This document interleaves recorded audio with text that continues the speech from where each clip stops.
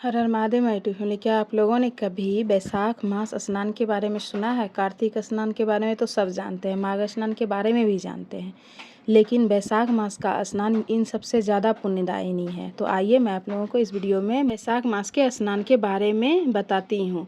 यम देवता कहते हैं कि बैसाख मास में जो मनुष्य बार बार स्नान करते हैं, उनका जो लेखा जोखा चित्रगुप्त जी करते हैं, उनके जो पाप होते हैं उन्हें भी ये पुण्यों से मिटा देते हैं। यानी बैसाख मास में जो बार बार मनुष्य स्नान करते हैं, वो चित्रगुप्त द्वारा जो लिखे हुए रहते हैं उसे भी मिटा देते हैं। इतना ही नहीं, आने वाले अपने कुल में जन्म लेने वाले पीढ़ियों का भी वो उद्धार कर देते हैं, और जो इनके पूर्वज नरकों में पड़े हुए हैं उनका भी बैसाख मास में यह मनुष्य स्नान करके उद्धार कर देते हैं और संसार बंधन से खुद तो मुक्त हो जाते हैं। यह बात यमराज बता रहे हैं ब्रह्मा जी को, और यमराज आगे कह रहे हैं कि यह तो मेरे अधिकार का क्षय करने वाला है। ब्रह्मा जी, मेरी तो पूरी दुकान ही बंद हो गई है।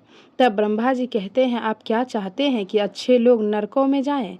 यम देवता कहते हैं कि नहीं ब्रह्मादेव, मेरी तो सेवा ही बंद हो गई है ना, क्या करूं? ब्रह्मा जी उनको समझाते हैं, लेकिन यमराज नहीं मानते और रोने लग जाते हैं। जी हाँ, ब्रह्मा जी यमराज को लेकर भगवान के पास जाते हैं। भगवान नारायण के पास जाकर यमराज कहते हैं कि हमारा भी थोड़ा सा ध्यान रखिए, हमारी भी दुकानदारी चलती रहे, थोड़ा सा आप ऐसी कृपा कर दीजिए। भगवान तो भगवान तनिक उनको कड़क शब्दों में बोलते हैं कि मैं अपनी लक्ष्मी का त्याग करने के लिए तैयार हूँ, अपने गले की वैजंती माला त्याग दूंगा, पर जो मुझे अति प्रिय है मैं उसे कैसे त्याग दूं? मैं अपने भक्तों का कभी अहित नहीं कर सकता। यमराज कहते हैं, पर हम महाराज, हम पर भी दया दृष्टि बनाए रखिए, हम पर भी कुछ कृपा करिए, हमारी भी सेवा चलती रहे।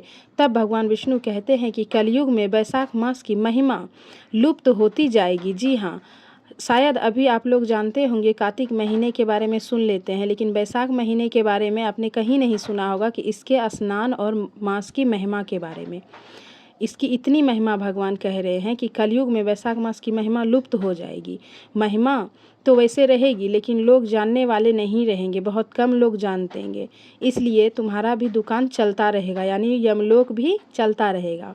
और जो लोग इसकी महिमा जानकर इसको आत्मसात करेंगे, यानी कि जो इसमें दान करेंगे, स्नान करेंगे, उसको वैसा ही पुण्य मिलेगा जैसा शास्त्रों में लिखा है, वैसा पुण्य लोगों को प्राप्त होगा। लेकिन इसके बारे में जानने वाले बहुत कम रहेंगे। भगवान बैसाख मास के बारे में बता रहे हैं कि जो भी मनुष्य इस महीने में पुण्य करेंगे, उसका पुण्य तब तक उसका सफल नहीं होगा जब तक यमराज को वो अपना हिस्सा नहीं देंगे, यानी आपको उसका हिस्सा नहीं देंगे। तो इसलिए जब भी इस महीने में आप स्नान करें तो यमराज को 1 लोटा जल प्रदान जरूर करें। उसके अंदर काला तिल डालकर, कुसा डालकर, गंगाजल आदि डालकर उन्हें जल जरूर दें। पितरों को इस महीने में जल दिया जाता है, तो आप उन्हें भी जल दक्षिण दिशा की ओर मुख करके जल जरूर दें, और वो उससे तृप्त हो जाएंगे, उनको अपना हिस्सा मिल जाएगा। और जो भी आप इस माधव मास में यानी बैसाख मास में पुण्य वह आपका हो जाएगा। और आगे सुनते हैं, शास्त्रों में कहते हैं कि माधव मास, यानी ये सभी मासों में माधव किसका नाम है? श्री कृष्ण का।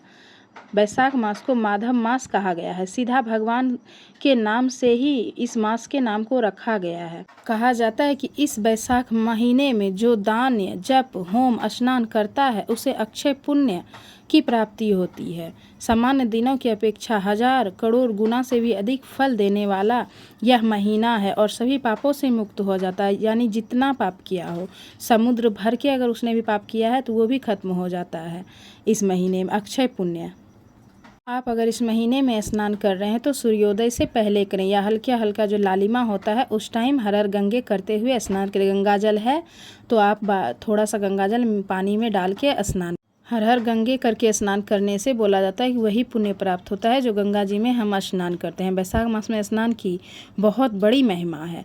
कार्तिक मास से अधिक महिमा माघ की है, माघ से भी अधिक महिमा बैसाख मास की है। भगवान खुद बोल रहे हैं कि जो बैसाख मास में स्नान करने वाला मेरा भक्त है उसे मैं कभी नरक में नहीं जाने दूंगा, भले ही अपने लक्ष्मी जी का मैं त्याग कर दूं। तो ये थी माघ महीने की कुछ जानकारी। अगर आप लोगों को वीडियो अच्छी लगी हो तो लाइक ज़रूर करें, कमेंट बॉक्स में हर हर महादेव ज़रूर लिखें। हर हर महादेव।